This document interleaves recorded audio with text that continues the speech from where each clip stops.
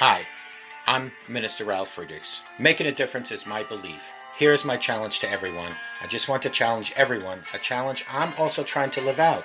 No matter how busy you are, there is always something you can do to brighten someone's day. Give someone a hug. Send a text with an inspiring quote.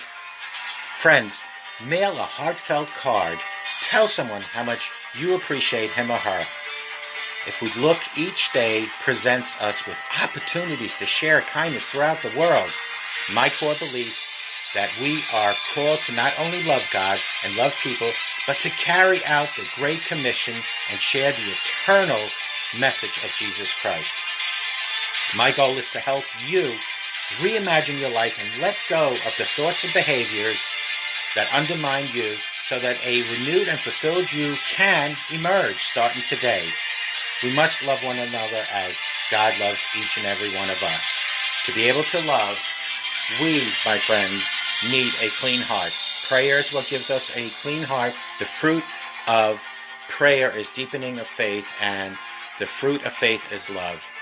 I hope each and every one of you remember to show compassion and have a great life ahead of you with Jesus Christ. Good morning. My name is Ralf Friedrichs. I'm an itinerant minister and author and addiction recovery coach, life coach, and the host of this show, the Take Your Life Back Today radio show. You can see a video version of this if you go to YouTube under channel Take Your Life Back Today show. Folks, how to come out of this particular year stronger, because this last year was the year that we're all going to remember. As you look back over what happened to you, and for this year, in 2020, there may be temptation for you to reflect to a point of resentment. There may be some people this year who were supposed to support you, and maybe you expected them to be standing by you, but you find yourself a little bit more lonely at the end of the year. Now, I'm talking about 2020 because we're in 2021 right now. Even going through your photo stream on your phone, you might find that it might be dangerous. Some of the people that you're scrolling through, who I felt one way, back in last year, might be feeling different now. You have to be careful of what you want to look back at. You may feel some things. When you reflect, it's important that you avoid resentment, one level or another, but I think also you should be very careful when you reflect, because not only can you begin to resent opportunities that you didn't get, or maybe ways that you were not acknowledged, which brings you into a statement of resentment, but you also have to watch out for regret. This is like the devil's R&R, regret and resentment. They are really the same. Regret is just resentment turned inward. It's when you take a look at where you said you would be December 31st, 2020, and the scale says something totally different, and it might be, your weight from 365 days ago. Or it can be when you are thinking about all the dance recitals you missed. It could be when you think about how you promised to be more faithful in church this year, but you didn't quite make it happen. But you did get here tonight. You are here right now to watch me. High five your neighbor and say, you are going to be ahead this year, this brand new year of 2021. You already have a gold star on Jesus Christ's chart. There's a type of reflection that leads to regret. There is a type of reflection that leads to resentment, but the right kind of reflection will lead to resolution. The right kind of reflection, as demonstrated by the Apostle Paul in Philippians 1 from, I believe, a Roman prison cell, which was really rented home, where he was allowed to see people. Do you remember that? You remember now, he has been waiting for trial for maybe as much as 4 years, and after 4 years of bouncing around from prelate to prelate, from governor to governor, there's still no resolution to the situation. Yet Paul exhibits the kind of attitude in Philippians 1 that I am striving to see manifest in my life, and I hope you do the same.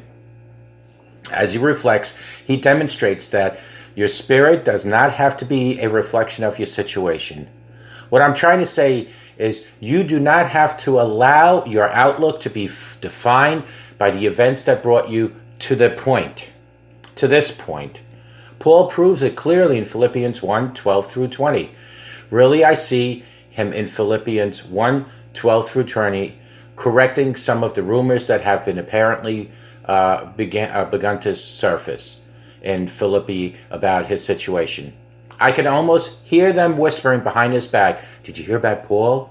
He still hasn't had his trial yet. It looks like his ministry's over." It's horrible what happened to Paul. He was only trying to help, but he probably pushed a little too hard and too far. He kept on preaching to the Gentiles. The Jews told him to stop it, but he would not stop it. And then he told those Gentiles they didn't have to get circumcised. And, well, you know the rest. If he would have toned it down a little bit, if he would have maybe wouldn't have appealed his case to the Caesar, he might have got set free by Festus. Did you hear about what happened to Paul? It's horrible what happened to Paul. Terrible thing what happened to Paul. Folks, you can almost hear them whispering from the church of Philippi, which Paul founded a decade earlier. But now some things have happened. Not only has time passed, but it seems that Paul's ministry has come to a grinding halt. There is to be no more movement during this period. I can almost hear the whispers from the church at Philippi when Paul speaks up in verse 12 and says, "Now I want you to know, brothers and sisters, that what has happened to me has actually happened. I know what you heard, but forget what you heard for a minute. Let me set the record straight what happened to me." I hear the Spirit of the Lord saying tonight that before you leave 2020, you need to set the record straight about really what went down this year. And, we already left 2020. You can still set that record straight with God. You need to set the record straight right now as you're watching me or listening to me on the radio. As a matter of fact, we came tonight here to give God praise for what he brought us through. We are together via video or radio. We came tonight to make our commitment to him that we will follow him throughout the course of this new year, 2021, no matter how the road might wind, where it might lead us. But we also came to set the record straight, to let the devil know that everything we went through this year, in 2020, this past year, was just proof of a promise and power and the unlimited potential of the ever-ruling, ever-reigning, ever-present God. Tell your neighbor, I came to set the record straight. I don't know what you heard. You might have heard I was on the way down, but I came to set the record straight. There are some things I need you to know before, now that January has hit, but while January just hit, I want you to hear about my 2020. One thing I'm trying to do before I continue on my New Year's resolutions, I want to make a few amendments, a few revisions. Paul wants to make a few revisions also. Let's talk about a moment about the revision. I've noticed a lot of times that when we write a song or when I write a sermon, the magic happens not on the first draft or the second draft or the third, but in the revision, the potential of the song or the sermon. And the same applies to all 6 of my books. I rewrote it and rewrote it and rewrote it until it was just right. I love that because when I think about it, I think maybe there are some things this year when I'm getting the story wrong and I need to see it differently. I need to revise that story. It's not looking good. Back then for Paul, it wasn't looking good. It doesn't look like he is going to make it, right? It's embarrassing when your pastor is in jail, like Paul was. I would imagine. I couldn't even imagine. I hope you never have to find out firsthand what it was like. I'm not planning on that. Remember now, he has been driven across the Adriatic Sea. 3 months in Malta, now he finds himself in Rome, and he's still waiting, and the situation is still unresolved, but he's not. Resolution is not an event, it is a decision. As Paul reflects from Rome and looks at what was happening, he understands that sometimes people will misjudge your situation because they do not know the backstory. So he has taken the opportunity to inform them about what is apparent and what is actual. I love that, because sometimes what's happening on the surface is not the real story. That is the matter of fact. Paul is focusing here not on what is happening to him, but what is happening through him. The story you tell is dependent on the point of view you have. While others are looking at Paul's life from the outside in, they are judging him a failure. While others are looking at Paul's life from the outside in, they are saying he is going down now. While others are looking at Paul's life from the outside in, far away from Philippi, across the Mediterranean Sea, it doesn't look good for Paul, but Paul is not looking at his situation from the outside, is he? He's looking at the situation from the inside out. The inside is where the Spirit of God lives, and the Spirit of God lives in you. Greater is he that is in you than he that is in the world. So it means no matter what resistance is against me, that is God's word. There are some things I went through in 2020 that I didn't like. There are some things that we all went through that we didn't like. Things I went through that year that hurt. I'm not saying they didn't hurt really bad, but they did hurt. They hurt. I'm not saying they didn't hurt bad. They hurt like hell. I'm not saying I would have chosen them if I had an opportunity, but now I've been through it. There is something I've learned through what I went through that made me who I am sitting before you. And I'm standing here right now telling you this. They probably felt sorry for Paul. They were probably signing petitions in their senators to get Paul out of prison. Paul said, stop all your petitions. Don't feel sorry for me. I know I have these chains on me, but I am freer than all you guys out there looking at me.